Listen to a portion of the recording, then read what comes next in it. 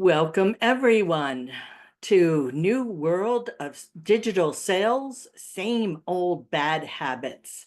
Alan Gorlick is going to shape us up and tell us what the new good habits are rather than the old bad habits. This is being sponsored by SCORE Minnesota. Click. Let me tell you a little bit about SCORE. If you don't know about us, we are a nationwide organization that is a resource partner of the Small Business Administration, your friends at the SBA. We provide free, confidential business mentoring and business educational services. We have over 300 chapters nationwide and more than 10,000 volunteers. Our chapter, which is the Minnesota chapter serving Manatee and Sarasota counties, has nearly 90 volunteers and more than, actually it says on here 50 years. We reached the 60-year mark this past year. So we are here for a long time, and our chapter was recognized as a National Chapter of the Year. Click. So at what point can we help you with your business? Literally all stages. Some of the questions that we get are somebody had an idea, they woke up this morning and they applied for a mentor. So all of the pre-start planning and research we can help you with. Or you've opened a business and now you you realize you have questions, we can help you there. You're in business and you want to grow, give us a call and we'd be happy to help you. Or lastly, you're selling or closing your business, or conversely buying a business, we can help you with that procedure as well. So whatever your business needs are, please consider applying at score.org. Click. This is actually wrong. It's the wrong email address or the wrong website. It should say score.org/Minnesota or just score.org. Click. Keep going through that, Alan. Okay, good. Lastly, I'd like to thank our sponsors and community partners. You'll notice that a lot of these sponsors are banks. If you come into a bank with a SCORE mentor, they're going to listen to you a lot more carefully than if you came in with a whole bunch of papers saying, I need a loan. So consider supporting our sponsors. Click.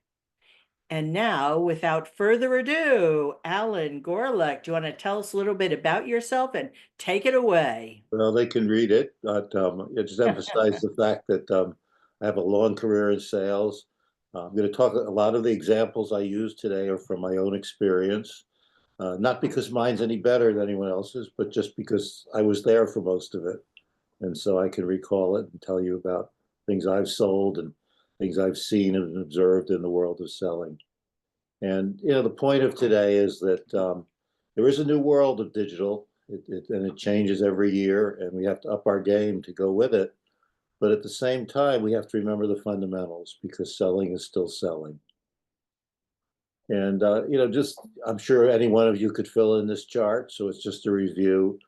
But, think about digital selling. Some of it you can do with no help, right? If you're in the business of selling toasters on Amazon, there's not much you need to do. Amazon will pitch it. People can read the reviews and they can buy their toaster. But more often, they're going to be on your website and they're going to need some help. And maybe you're going to do it with telephone, maybe with a chat. Maybe you have a store. If you're someone like Barnes and Noble or Best Buy or Costco, people can do the research online and then just pick it up in the store. And that's a great convenience that they used to be able to do. But you need to make sure it's a smooth process. And you still need to make sure that the person in the store provides a good experience when they hand them that toaster. Of course, they can do direct sales. There are a lot of people who don't use the internet. It's surprising. I bet it would surprise everyone on this call. There are people, I have a client who uses Uber by calling them on the phone. And if she has Uber take her to a doctor, they wait outside with the meter running because she doesn't want to call a second time to get the ride home. So telephone sales and I'm sure Uber didn't even think of that when they started their business. Didn't even occur to them that somebody would call them on the phone. And then even if they come into your store or your showroom or wherever it is that you're pitching, maybe you have a something in a mall, they're going to come in much better informed than customers used to come in because they still will have done some research. They may have checked the competition. They may fact check you. So be careful what you tell them because uh, they're going to find a way to check on it before or even after. They may even return it to you if they decide you told them something that wasn't true. So I'm going to repeat this more than once, but stick to the truth. You can still sell. So what hasn't changed in all this? Well, it's just repeating what we're already getting to, but people buy from people. And customers will walk from a good deal if they don't like the salesperson. Now, it's kind of, again, it's product dependent. If they're buying a toaster, maybe not. But picture someone gets online, say with Lowe's, and they pick out a microwave and they do all the research because Lowe's gives you a lot of information about every microwave, including exactly where it is in your local store. So you can walk in, you can walk right to that microwave. And if the salesperson is surly or uninformed or unavailable, you might still leave without the microwave, even after you did all that research. So never forget the part about people buying from people. And so what we want to talk about today is the process. There is a process to selling, and it's worth learning the process and it's worth following the process. Now, Jack Nicklaus was asked once, people said, boy, you're such a good golfer. It doesn't matter what the course is. How do you find your way around every single golf course the way you do? And Jack said, well, it's easy. The holes are numbered. And so what we want to do today is give you the numbered holes so that you can follow the process. So let's start with the website. If you don't have a website, you probably should. I mean, I guess there are examples where you don't need one, but most of us do. And it has to start with a great landing page. When they Google you and hit that link and they come to what's called your landing page, the first page they're going to see, if it's not great, they're done. You're not going to get to the second page. So it should be informative and friendly. And it has to be easy to navigate. They have to be able to find what they're looking for. And I'm sure you've all been through this. I'm through it every day. I'm surprised. I get on a website from maybe a big company and I can't get to what I want. The search engine doesn't work. The links don't work. I just can't figure stuff out. And then I get to the third or fourth page and ask me to sign in again. It doesn't even recognize that I've signed in. And I tell you, most of the time I don't sign in again. I'm done. I picked this picture to show on the slide because look how well that website scales to every one of these devices. You've got the desktop, you've got the iPad, and you've got the phone, and it scales perfectly. And that's not that hard to do, but it's also not hard to get it wrong. And if your website only works on a desktop, when they try to look at it on their phone, and most people, the first place they're going to look is going to be their phone, and then they can't see it, and so they're paging up and paging down and paging sideways, and finally just giving up.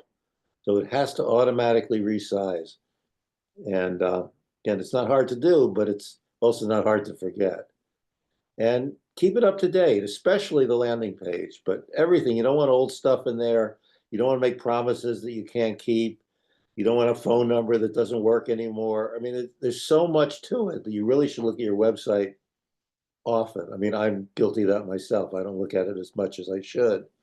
But at least if you have the great landing page and it's easy to navigate, you can get away with maybe not refreshing it as often as you should. Then the last two subjects are things you may not think about.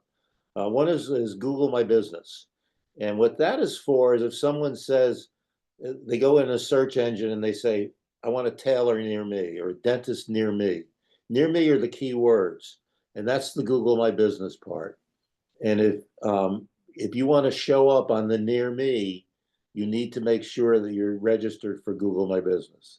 It doesn't happen automatically. It's not like the regular search part of Google.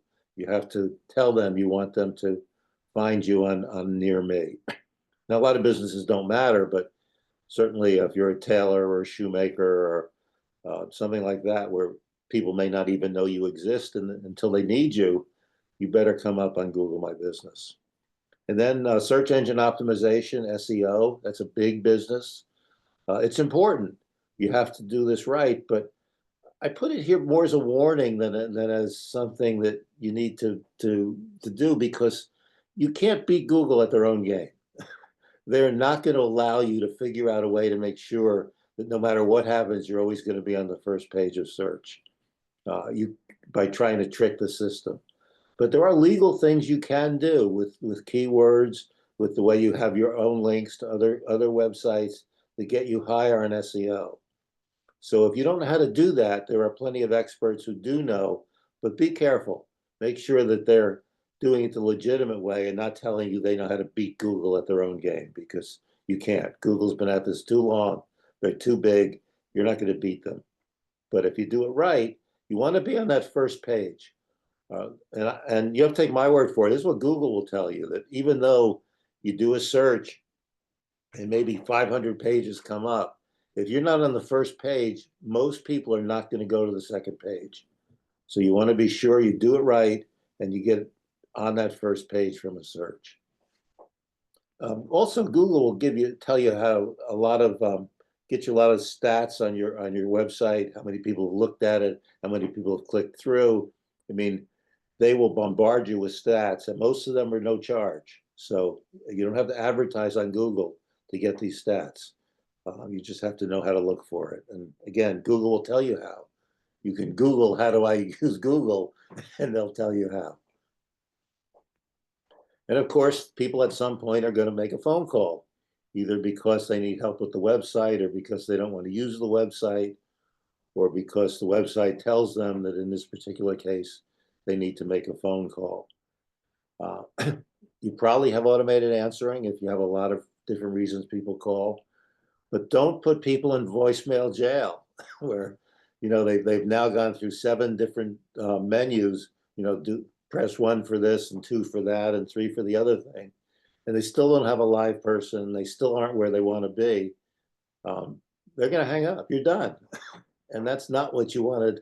Well, maybe it is what you wanted. You really don't want any phone calls, but I'm assuming if you're on this webinar today, you want the phone calls to get through. And so you don't want the automated system to just be a hindrance. Of course, you want knowledgeable, well-trained people. Training is really important. You want them to be easy to understand.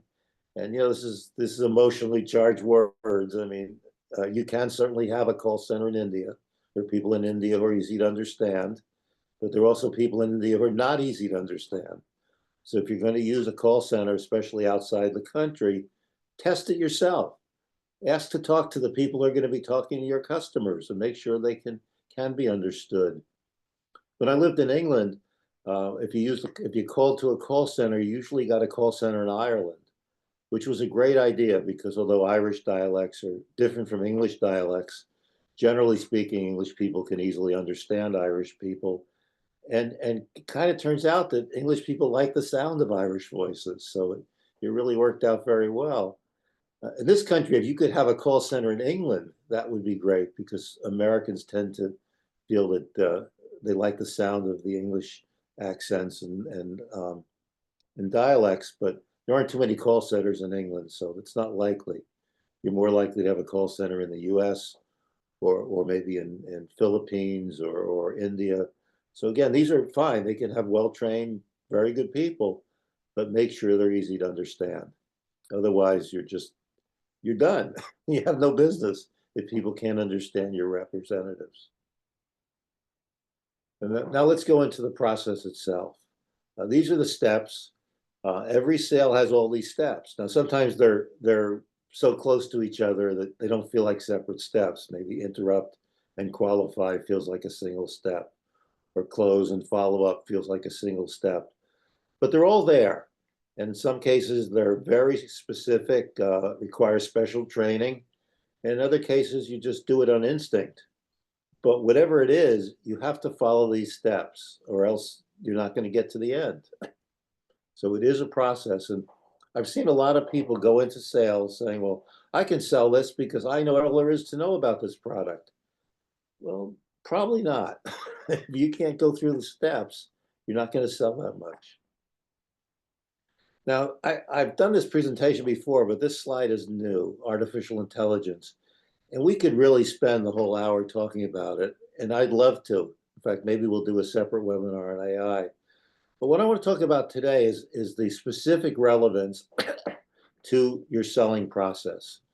So what I'd like you to do is think about AI as having two major domains, the search domain and the presentation domain. And I want to stick with the search domain, right? So think of AI as a super Google. It does what Google does, but way better.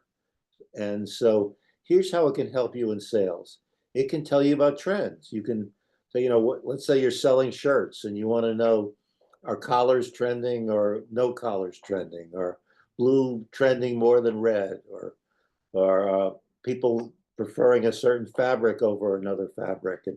And does that depend on what part of the country they are, or whatever it is? AI is very good at finding trends, even trends you didn't ask for. So it will tell you, maybe you're looking at collars and colors and material, and it will tell you that for shirts that you want to sell in this area, the sleeve length can't be more than a certain number of inches. You didn't even think to ask that, but Google will volunteer that, Google AI will volunteer that information for you. And trends and features kind of go together. So most of the trends you're interested in are going to be feature oriented. But again, the thing I really like about AI, and I talk to people in the biotech industry about this a lot, that they can go in and try to determine what specific aspects of a drug are more likely to create success because they're looking for these trends. And AI will offer them things that never occurred to them, that if you do this with the drug, it will cure hangnails. And it never occurred to them, they're not in the hangnail business. But AI didn't know they weren't in the business, so it offered this help. And it will do that for you too, as you're preparing your strategy, your business, looking at your demographics. Am I better off selling in a rich neighborhood or a poor neighborhood? Am I better off selling to a lot of people, or being really specific about who I sell to?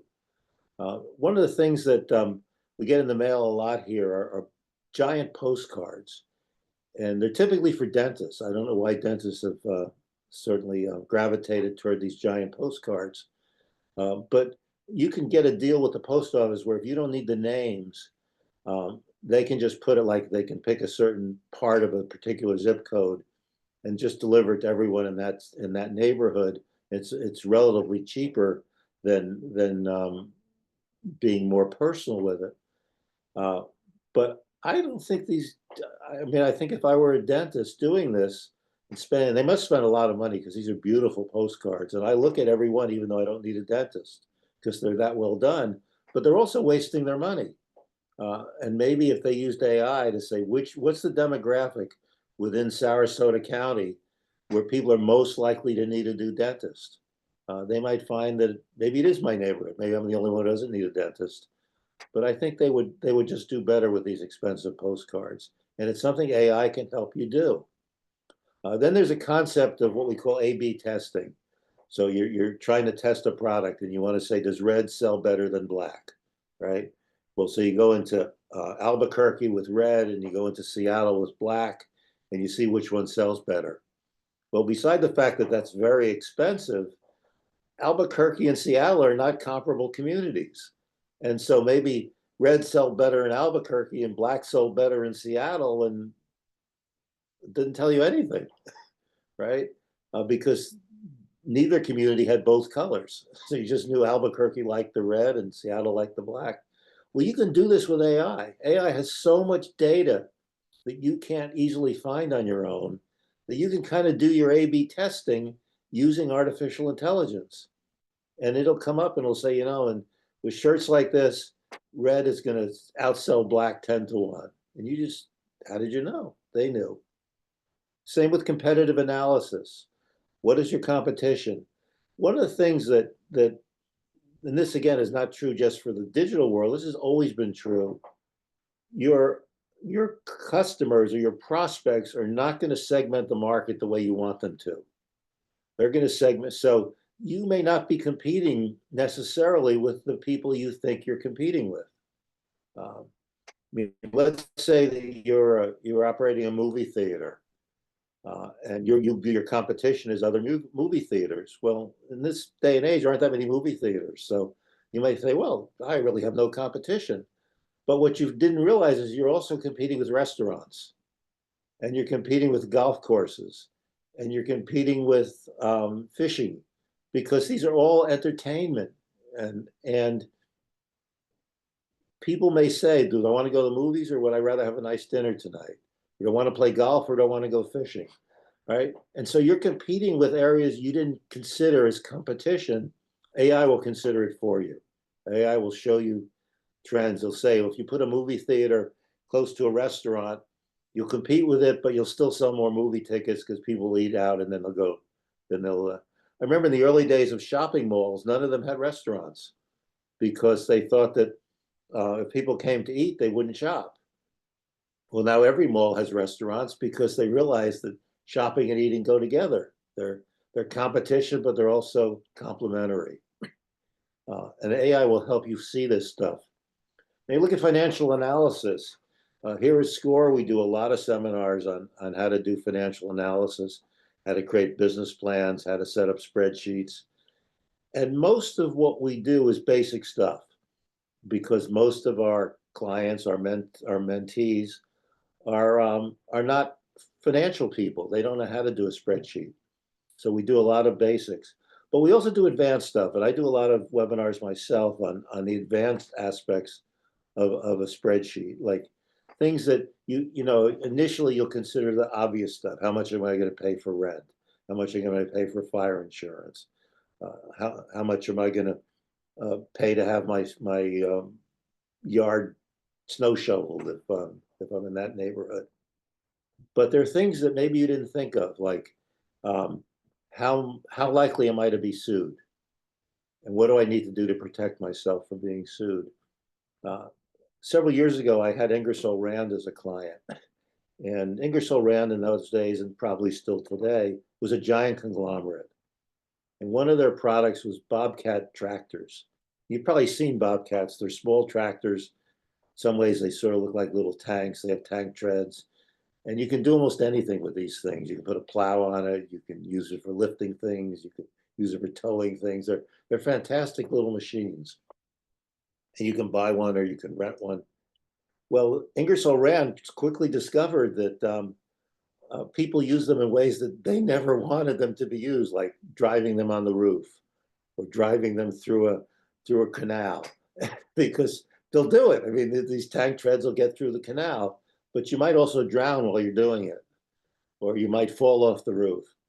And and so they had to prepare to be sued for the stupidity of their clients, just to put it in straight words. And uh, so that's an example where AI can help you anticipate the things that you didn't anticipate in your initial financial analysis. So maybe you're selling something online and it requires state approval because you're selling it here in Florida. But you forgot that anyone can look at the internet, and maybe someone in Arizona is buying your product and you didn't get it approved in Arizona. This just didn't occur to you. And Arizona has different liability laws than Florida. And even though you're safe here, you could be sued in Arizona for misusing your product. Well, again, AI will help you think of these things and put it in your financial analysis. So these are just a half a dozen examples. I'm sure you could think of 30 or 40 more. But the point is, use AI as a super search engine, and it will help you with your strategy. Now, if you're going to use AI, though, be careful, right? Back to the website that doesn't help. If you're going to use a chat box on your website, you better be sure it's a good one, because so many websites now, they just sort of like offer you a chat. You didn't want to chat. You're just getting a tee time to play golf or something that seems very simple. There's a little thing in the corner that says, want to chat? Those tend not to be very good in my experience. So if you're going to put a chat box on your website, make sure it's a good one. Make sure it does more than just identify one key word in a sentence, but has the ability to understand the sentence, the context. AI can do that, but of course it costs more money. Same with your voicemail. You can use AI in voicemail, but again, it shouldn't be voicemail jail. It should be AI that helps you get somewhere. There's something you may have heard of called the Turing test. And the Turing test says AI will have succeeded when a person talking to AI will not be able to discern that it's AI, will think that they're talking to another person. AI is almost there. In fact, in some cases, it passes the Turing test. So if you've got voicemail that passes the Turing test, more power to you. But if your voicemail is just to frustrate people, don't use AI. It's just going to be worse. And then I think the bigger risk, though, is if you use AI instead of writing your own ads or responding to queries from your clients, you got to be really careful. I mean, they'll help you write it. They'll write some great stuff, but make sure you proofread it before you send it out. So now, let's go through some of these steps in the process. Now that we've talked enough about AI, the first one is interrupt. Right? You have to interrupt someone. Now, some people you'll say, well, they'll self-interrupt. They already knew they needed a toaster. I didn't have to tell them. But how do you know they're going to look at your toaster? You still have to interrupt them. And, these are just a couple of pictures of some obvious things, but advertising is the most interruptible thing you can do with displays. I don't know about cold calling anymore because we get so many robocalls in a day that most of us are immune to it and don't answer the phone if we don't recognize the caller ID. But I guess there are situations still where cold calling works. Referrals are a kind of interrupt, but it varies by the industry. If you're selling Medicare insurance, even if you receive a referral, you can't cold call that person. They have to call you. A lot of lawyers can't cold call even after a referral, which is really a warm call, but they can't do it. Networking is a way to interrupt, but you have to do it right. If you're going to promote your business by networking, understand how to network because networking requires building trust. And building trust takes a long time. You can't go to your first networking event and go to each person and say, do you have life insurance?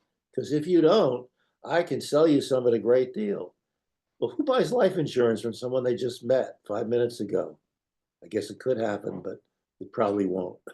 So if you're going to do networking, it's a long process. Advertising is also a long process. You can interrupt people while they're browsing. You can have a chance meeting. Maybe but again, you have to be careful how you do these things. If you want to sell to the person sitting next to you on the plane, don't do it in the first 5 minutes of the flight. Maybe by the end of the flight, you can give them your business card. But interrupting is important. You have to get people to start thinking about what you have. Several years ago, I wanted to buy an e-bike, an electric bike in Colorado because the hills were getting to me. And I'm a fan of Trek bikes. It's a good brand to be a fan of. So I wanted a Trek e-bike. And every Trek store I went to, there was a 6-month backlog, back ordering. So I couldn't have one. And I'm not in Colorado all year. So 6 months put me out of the time I was going to be there. And finally, I couldn't stand it anymore. I said, all right, that's it. I'm not getting an e-bike this year. But on the way home from the last bike store, I planned to stop at Costco. And there in Costco was, I guess they call it a pop-up. It was a product that wasn't a Costco product, but it was a brand I never heard of selling e-bikes. They had every size.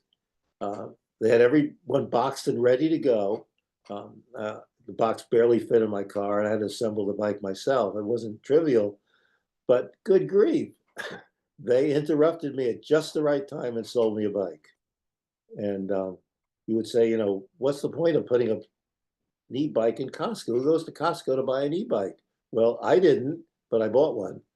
So there are good ways to interrupt, and think it through. Think what works for your business, and make sure you do that step professionally. Then you have to qualify. And I don't know if qualifying is the hardest step or maybe closing is the hardest step. I'm not sure which, but they're both hard. We often refer to someone who's not a real prospect as a tire kicker. I love that line. I'm not sure where it came from because I've never actually seen anyone kick a tire, except in this picture that I was able to find on the internet. But we use it to be someone who's not a serious buyer. They're just driving salespeople crazy, or just shopping because they have nothing better to do, or who knows why. But you need to qualify, especially if you're selling something where you're going to take a lot of time with each client. Because let's look at selling cars, for example. You're probably going to spend an hour or more with each one. So you need to make sure you're spending the time with someone who's likely to buy a car. And that's hard. I'm not saying it's easy. I'm saying it's hard, but has to be done, because if you don't do it, you're going to waste that hour, or you're going to, in the other direction, you might let a qualified prospect go because you didn't realize they were qualified. I remember there was a time when there was a Cadillac dealer in Brandon, Florida, who was offering a dozen golf balls if you test drove a particular model Cadillac. So I went over there because it was a car I was actually interested in. And, the golf balls didn't get me interested in the car. They just helped me choose the day and time I was going to go test drive it. So they worked, but I was a legitimate buyer. But I meet the first salesman, and we start talking, and I say, I could test drive. I gave him what the model number was. And he says to me, you really want to drive that car, or do you just want the golf balls? Well, I know why he asked the question. He was trying to qualify me, but I thought, what a stupid question. What an insensitive way to do qualifying. Um, so, I mean, I answered honestly. I really did want to drive the car. And so I drove the car, and I got my golf balls. But I think even if I loved the car, I wouldn't have bought it from that guy, because I just thought he was a lowlife to ask me a question like that. There were so many better ways to qualify me. He could have just said, why are you interested in this model? Do you have one now? What are you driving now? You know, and he would have discovered in the first 5 minutes whether I was really interested in the car or just the golf balls, and wouldn't have had to ask me the crass question. I used to do a lot of seminars where, you buy people a meal, and after they eat or before they eat, depending how you do it, you give them a sales pitch. And people who teach how to do seminars say, well, ask the people if they're really interested or they just want the free meal. If they just want the free meal, buy them a meal, but put them in a different room. I thought that's equally low life to this car salesman. I would never do that, because if people went to the trouble to come to my seminar, even if originally they just thought it was for a free meal, they might actually be interested, or they wouldn't have spent the time.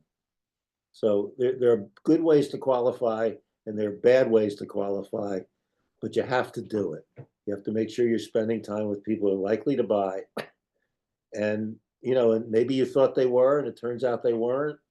You have to know when to pull the plug, and to do it in a way that, just in case they were a qualified prospect or they had a friend, they didn't think you were a lowlife, but just understood that you had to move on to the next customer. This is an interesting word, heterogeneity. It's another form of word we use all the time. We talk about homogeneous versus heterogeneous, right? So a bag of peanuts, we might say, is homogeneous. And a bag of mixed nuts, we might say, is heterogeneous, right? Well, you can put it into this state of being. So heterogeneity refers to the fact that the same person can be a different person depending on what they're buying, right? They may, and sometimes it's not even rational if you really think about it. Like, you might buy a car on impulse and spend a week studying shoes. In fact, I think we all do things like that. The amount of time and effort we put into the product or the service is not in proportion to the cost. It's some other thing. Like the shoes need to be perfect, because what are people going to think of us? Or how are we going to feel if the shoes don't fit? Whereas we might say, well, a car is a car. I mean, I'm not saying everyone's like that, but we could be. But the point is, because people are different in the same person, it's one of the things you have to learn about them while you're qualifying them. How are they going to buy? Is this the person who needs to know everything there is to know about this toaster? Or is this the person who just wants his bread to be warm? right? And you know, you hear it with everything. Some people will say to you, a car's just basic transportation. They'll get you there. Well, that person's not going to buy a Porsche, right? They're just not. Uh, and so within that person, that's part of qualifying. You got to decide which one they are. They're the person that wants information, wants comparisons, wants test drives, or is this a person who sees it as a very basic thing? Now, the next thing you get to, once you've qualified, hopefully you've qualified, you understood the client. Now you're doing a presentation. That's probably the longest part.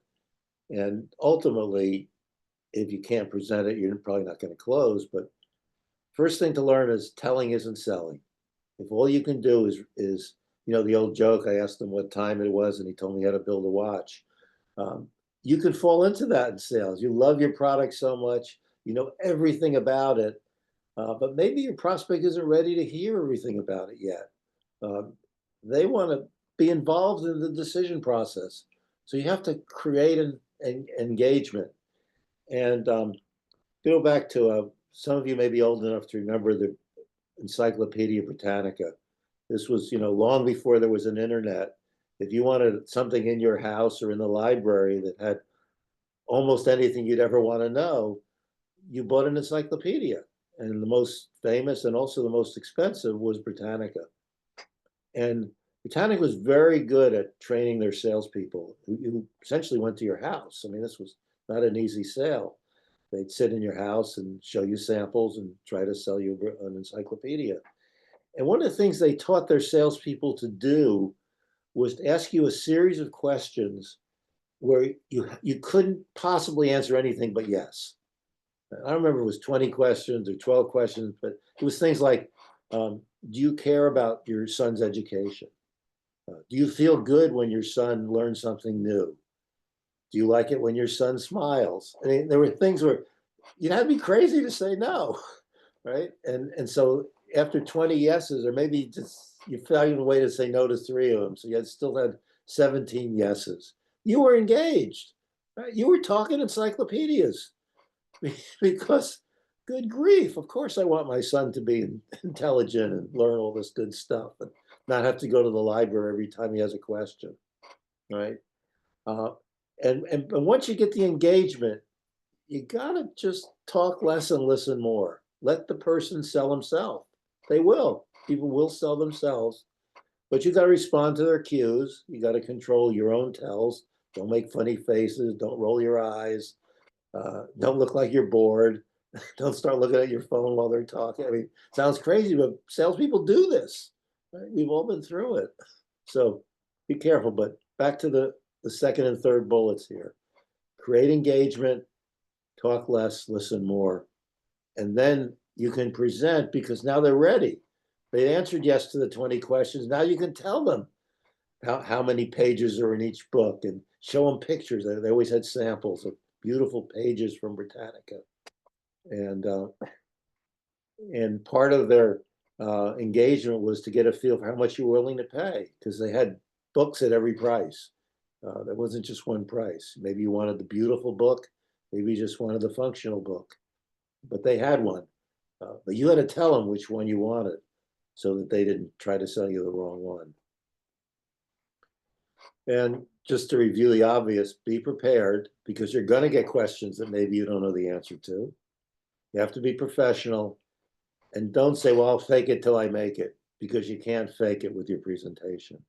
If people are going to ask you questions about your product and you're just making stuff up, it's just not a good plan. It's not going to get you very far. Okay, now for questions. And this is a whole subject unto itself. It's an art form. You got to ask a lot of questions, but don't make it sound like an interrogation, right? These people are not on trial. You want to get them to like the 20 questions with Britannica. You want to ask questions and you want to listen to the answers. You don't just want to get them to talk because you want to qualify them. You're still in qualifying mode.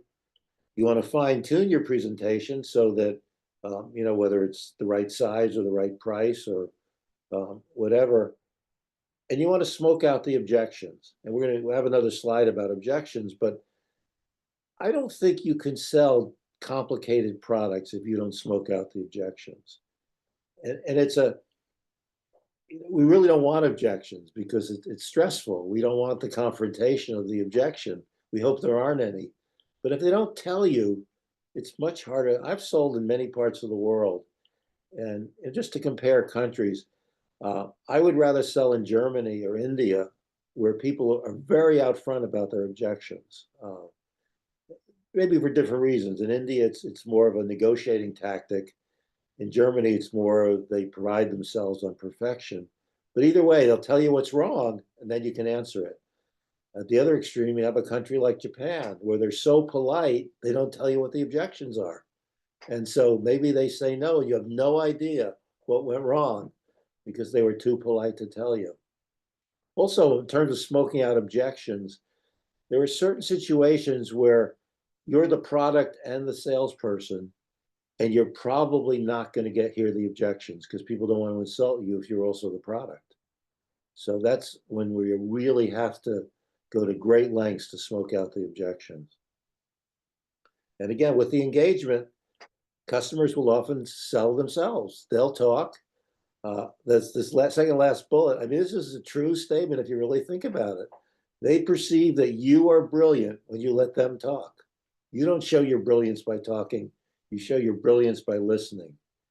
And then you have these opportunities, cross-selling. Let's just say, keep it really simple, right? You're selling granola, right? So you got to ask questions first. Do you eat breakfast? What does breakfast mean to you? Well, if it's just, I take 5 minutes on my way out the door, they're probably not interested in your granola. Maybe you want to sell them instant oatmeal, right? Um, but if they really enjoy breakfast and they take a long time, well, then you can cross sell, right? In addition to the granola, we also sell coffee and we sell bananas. Uh, or you can upsell. They really love it. Well, we have this granola, but we have this other one that's even better. It costs a little more, but you're going to love it. It's got 17 different ingredients. And you can handle the objections because at that point they might say, well, I prefer cornflakes because granola has too much sugar. And when we talk about how to handle objections, we'll talk about what you do with that. But now they smoked it out. You know their objection. You can deal with it. Maybe you can't answer it. Maybe the sugar is so much you really ought to sell them cornflakes, but at least you'll know. And part of engagement is to get the client doing stuff, right? Not just talking, but doing. So we used to call this the puppy dog close, where you just say, take this cute puppy, play with him, or take him home for a day, or whatever. Well, we're not all selling puppy dogs, and I'm not sure they let you take them home anymore. But you can send someone for a test drive. They're engaged. It's very hard to come back from a test drive and say, this car sucks. I don't care what the car is, right? Because it's perfectly tuned and it's clean and it just feels so good. If you're willing to take it for a test drive, you're probably going to have good things to say about it. And maybe they need the long test drive where you let them take it for a day. Bring it back tomorrow. No problem. Drive it anywhere you want, under any conditions you want. Come back tomorrow and tell me what you think. But now they're engaged. They're doing all the work. Samples are another thing, especially if you're selling carpeting or paint or something like that. Samples are a great thing. Yeah, you don't know what color you want? Take as many samples as you want. And with samples, you need to be careful how you offer them. Like maybe your store has a rule. It can only have 4 carpet samples. Well, don't lead with, I can only give you 4, right? Say, here, have some samples. And if you think they're really a qualified buyer and they wanted 5, so what? Give them 5. On the other hand, you think this is a person who will never make up his mind and he wants 11 samples. Well, then you're going to tell him the store only allows 4. But samples are another way to have engagement. It also, if it's this kind of sample has to be returned, or especially if it's the car that they test drove or the puppy they took home, now they have to come back. And those of you who are Seinfeld fans may remember that there was a little series where George on a first date would leave something at the woman's house, his glove or I don't know, his ring, something.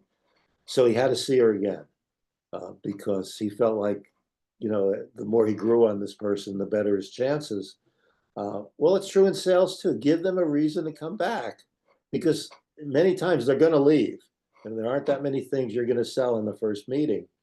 But if they have a reason to come back, you have another chance, and by then they will have raised their objections, and you can answer them. So engagement, get them engaged, no matter how. And again, this fits perfectly in the digital world. Whatever you're selling, still get that engagement. You're selling a computer, get them to try your computer. Find out what they do with the computer. Do they need something that has great graphics, or something that's good on big spreadsheets, or something that's just convenient for email? But get them engaged. Let them tell you what they're going to do, because then they can picture doing it on your product. Now for objections. Handling objections, that's an art form, certainly. We could spend 2 hours role-playing objections, and you probably ought to do it. It's worth it. But here's just some basic rules. First one should be obvious, but it's not, because we're human. Don't argue, right? Whatever, I mean, that's what your first instinct is, to argue. They say, well, this is too expensive. This is too big. This doesn't smell right. Whatever they say, just swallow the argument, get more information, and don't get annoyed. It's not personal. Well, it might be personal. If it's personal, they don't like you, well, then maybe you ought to let them go. But generally, it's not personal. It's about the product or the service. So don't get annoyed. It isn't you. But also don't ignore it. They maybe they just spit out slowly. Boy, this refrigerator looks really good, but I don't like the drawer on the bottom. Well, I guess I could learn to live with it. Well, it sounds like they talked themselves out of the objection, but they didn't. They're just moving on so they can learn more about your fridge. So don't ignore that objection. Find out why they don't want this freezer on the bottom. And maybe you should direct them to a different box now before you lose the sale. And unless the objection is really ridiculous, I would say agree with it, right? So let's go back to the granola, right? You got them as far as you did. They say, the problem is this granola has too much sugar compared to cornflakes. Uh, Agree. Say, yes, it does have a lot of sugar. And then this is the hard part. And even as I give the examples, my mouth wants to spit out the word but. It just wants to come out. But this is the time where you don't want to say but.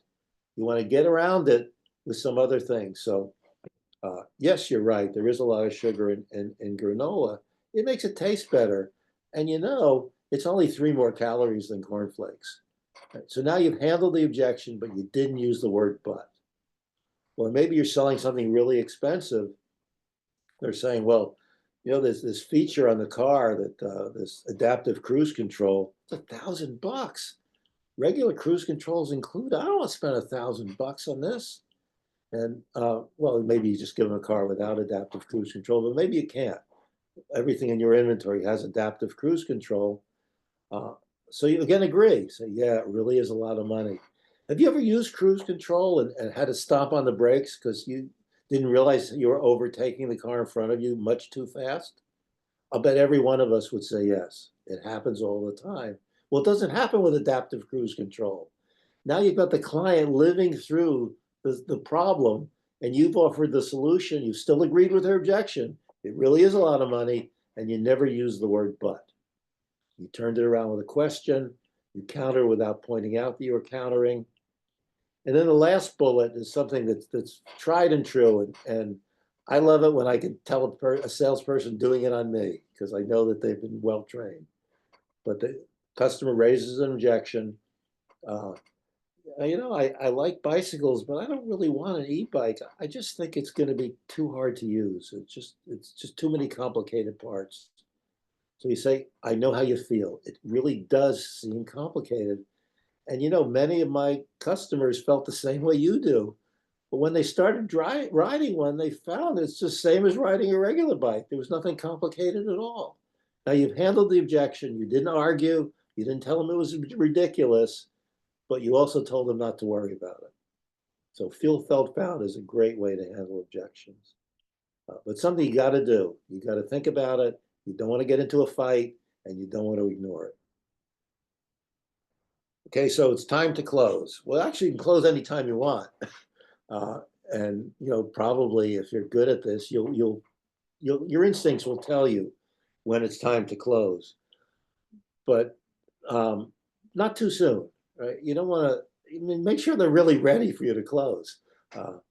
And there's some ways to close. I mean, the obvious one is ask for the order. So, are you ready? Here's the form. But you can also close with other methods. You can close with choices. Would you like red or blue? Should we deliver on Tuesday or Thursday? Do you want the the economy size or the small size? Give the person choices, because as they're making a choice, they're also saying yes. Right? Tuesday would be better for delivery because we're more likely to be home on Tuesday. Okay, then, is morning or afternoon better? And before they know it, now obviously they're not going to choose Tuesday if they hate your product. But what you need to do is you need to just get them over the finish line. You've done everything right. They're already interested in buying from you. The choices will help to get them over the finish line. If choices won't, maybe trials will. I know you're not really sure yet about this switching to this kind of a lawnmower. I know you've always used gasoline. You're not that sure about electric. Why don't you take this home and mow your lawn? Let me know what you think. All right. So you kept them coming back. They got to bring the lawnmower back. Right. They're going to try it and they're going to love it because electric lawnmowers are much less trouble than gasoline. And you haven't closed the door. You haven't closed the sale either, but you've got a good chance because they're going to love the electric mower. Or sometimes the choices are just on payment. It's just cash or charge. We have a system. I know that seems like a lot of money, but we have a system where if you pay within the first 2 years, there's no interest. 2 years, same as cash. Well, now this $5,000 deal broken into 24 periods doesn't sound so bad at all, right? Or you might see around the time of the Super Bowl, stores offer the big TV, the 92-inch television, no payment for 3 months. I mean, I can watch the Super Bowl. I don't have to pay.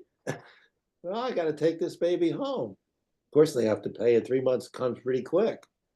But you close the sale by taking away their biggest fear, which is paying $10,000 for a television, or $2,000, or whatever your big TV costs. And then finally, it's a good way to finish this: know when to shut up. There's a point where you have to shut up and let the other person talk. If you can, otherwise you can. We use a line: you can talk yourself out of a sale, and it's really true. There's a time when you're done, and you have to wait for the customer to say something. Uh, and so some closing comments. You have to own it. Whatever happens in your territory, you have to own it.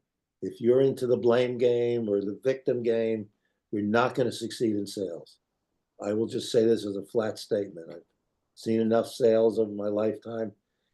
If you don't own it, don't blame the price. You have to understand how to justify the price. Don't blame the competition. You can't control them. If they have better features than you do, learn to talk about your features in the most positive way, or qualify. If the people walk into your showroom and they want a feature that only your competition has, well, then they're not qualified unless you can find out that they really didn't care about the feature. Don't blame your company. Right? We always talk about the sales prevention team at headquarters. Well, every headquarters has a sales prevention team. They're there. It's their job to keep the company out of trouble, or however they view their job. It's your job to make sure they don't have to ruin your sale. So don't give them a reason to be a problem for you. Don't promise something you can't deliver on. I used to do a lot of leasing when I was in the investment banking business. We did a lot of leasing, big things like airplanes and trains and boats, and you could win any deal you wanted if you priced your cost of money low enough, except you couldn't deliver on it. So if the cost of money was 5% and everybody was charging 5.25 or 5.5, so you make a profit, but you could win the deal by pricing it at 4%. You just couldn't do it. So now you have a win, but what good does it do you? This company's so damn cheap. I won this great deal on these 10 airplanes. They won't let me do it. Well, we're not going to do it at a loss. So it wasn't your company. It wasn't the sales prevention team. It was you. You weren't properly prepared. So you have to own it. And then remember, if you have a business and you're not on your own, just a single person, you got other people who are in sales that don't have titles of sales. You got your front office, your receptionist, your admin, uh, your repair people. Yeah, I mean, it just I'm sure you could fill this slide out with 10 more choices. But the point is, they're all in sales, and they all represent you and your business, and they need to be well trained. And if they can't be trained, then you got to replace them. You just can't have you do everything right. The person shows up to sign the contract, and the receptionist is too busy talking on the phone to even acknowledge them. And it's obviously a personal call because they can hear what she's talking about. That's just not a good look, and you have to think about that. And so, as you're rethinking everything we just talked about today, some more final thoughts. Don't disparage the competition. It just makes you look bad. If you're now, sometimes you maybe you have no choice. They say that, well, I'd love to buy from you, but Acme Widgets is 30% cheaper. Uh, well, you could say, well, Acme Widgets isn't really 30% cheaper. They're just lying to you because they're going to do this, that, and the other thing. And that may be your first instinct, but don't do it. Don't disparage them. Instead, say, well, why do you think that is? Why do you think Acme Widgets? Do you think that they're really making so much? There's so much profit in this. They can charge so much less, and make the customer talk himself out of it. Well, you're right. It's probably cheap, not good service, or I mean, they'll find a reason. You don't have to do the disparagement. They will. Don't unhook. If your client tells you they already signed a deal with somebody else, just wish them well. Don't try to unhook. Again, it just makes you look bad. And if you can unhook them, someone else will unhook them from you.